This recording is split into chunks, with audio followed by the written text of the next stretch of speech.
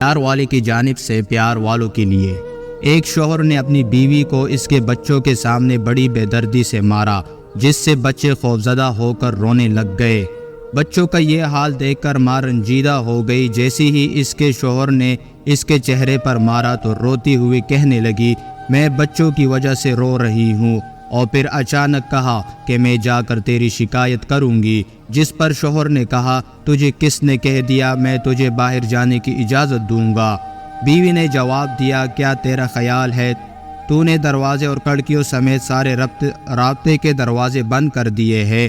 کیا اس لیے تو مجھے شکایت کرنے سے روک لے گا؟ شوہر نے انتہائی تعجب کے ساتھ کہا کہ پھر تم کیا کرو گی؟ بیوی نے کہا، میں رابطہ کروں گی۔ شوہر نے جواب دیا کہ تیرے سارے موبائل میرے پاس ہے، اب تو جو چاہے کر۔ جیسے ہی بیوی حمام کی طرف لپکی، شوہر نے سمجھا شاید یہ حمام کی کھڑکی سے بھاگنے کی کوشش کرے گی، اس لیے بھاگ کر جلدی سے حمام کے باہر کھڑکی کے پاس کھڑا ہو کر انتظار کرنے لگا۔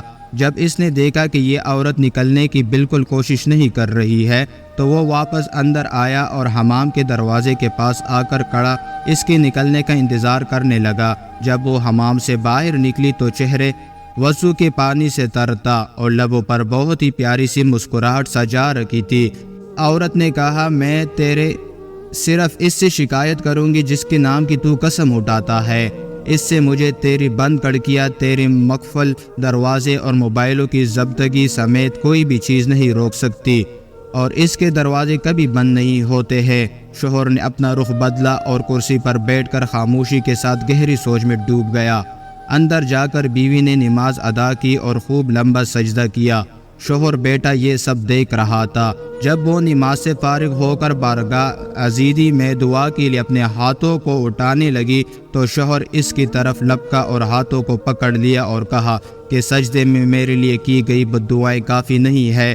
عورت نے پرسوز لہجے میں کہا کہ تیرا خیال ہے کہ میں اس سب کے بعد بھی جو تو نے میرے ساتھ کیا ہے اتنی جلدی اپنے ہاتھ نیچے کر لوں گی؟ شوہر نے کہا کہ باخدا یہ سب مجھ سے غصے میں ہوا ہے، میں نے قصدن نہیں کیا۔ بیوی نے کہا، اسی لیے میں تیرے لیے تھوڑی دعا پر اکتفا نہیں کر سکتی، بددعائیں تو میں شیطان کے لیے کر رہی تھی جس نے تجھے غصہ دلایا۔ میں اتنی احمق نہیں ہوں کہ اپنے شوہر اور شریک حیات کے لیے بددعا کروں۔ یہ سن کر شوہر کی آنکھوں سے آنسو کی دھار لگ گئی اور اس نے بیوی کے ہاتھ کو بوسہ دیتے ہوئے کہا کہ میں آج آپ سے وعدہ کرتا ہوں کبھی بھی آپ کو برائی کے ارادے سے ٹچ تک نہیں کروں گا۔